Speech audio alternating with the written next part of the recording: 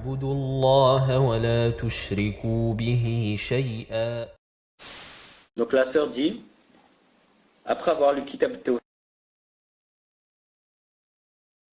Tawhid, elle pense qu'un acte de shirk est permis si c'est dans l'intention de se dire que c'est Allah qui donne. Elle a donné l'exemple d'une femme qui fait du sihr pour pouvoir se marier tout en ayant la niya que c'est Allah qui donne. Or, je lui ai expliqué que l'on ne pouvait atteindre un bien par le haram, car le haram est par définition délaissable et interdit. Je lui ai donné un exemple qui est le suivant: on ne peut pas voler pour atteindre un bien. Alors que dire de faire du shirk pour atteindre un bien? Cependant, elle ne parvient pas à comprendre. Auriez-vous des conseils sur ce point, Cheikh? En effet, la question me semble importante pour comprendre la shahada en opposition avec le shirk akbar. Barakallahu fikum, Cheikh. Donc si j'ai compris, la question se résume à dire que cette femme ne comprend pas que c'est haram de faire le sihr pour se marier. Elle va chez les voyantes, etc. pour se marier, n'est-ce pas? Est-ce que c'est ça? En fait, shirk, plus généralement, elle pense qu'on peut faire du shirk si au final on en retire un bien. Donc n'importe quel acte de shirk au final résulte sur un bien, ça serait permis. Donc en quelque sorte, ça serait, comme disent le proverbe français,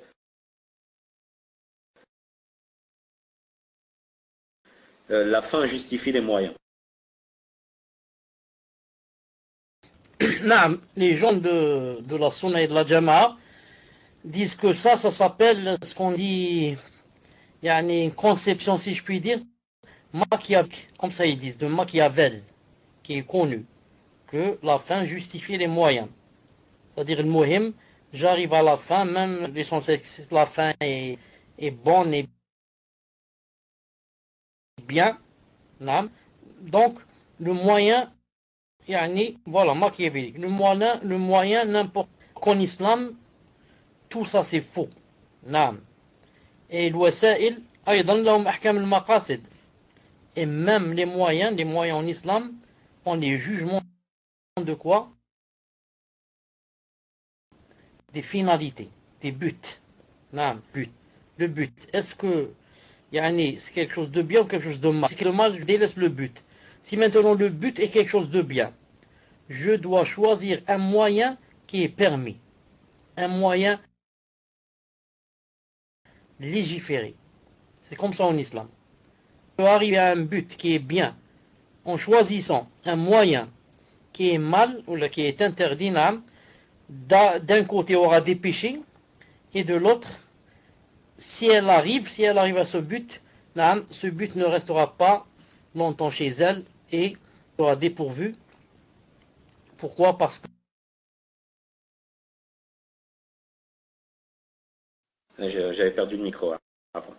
Donc je vous dis, Cheikh, la sœur, donc d'après ce que j'ai compris, a dit que le shirk, pour atteindre un but, c'est permis quand on sait que ce but vient d'Allah Azza wa Jal. C'est-à-dire que le résultat vient d'Allah Azza wa Jal, mais on utilise le shirk pour arriver à ce résultat.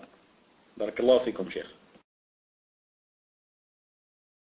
je dis, d'où détient-elle cela? Où est-ce qu'il y a dans le Coran, dans la Sunna, que c'est permis de faire le shirk pour arriver à un but que Allah subhanahu wa ta'ala aime? C'est tout. Maintenant, c'est le contraire. C'est nous qui lui posons la question.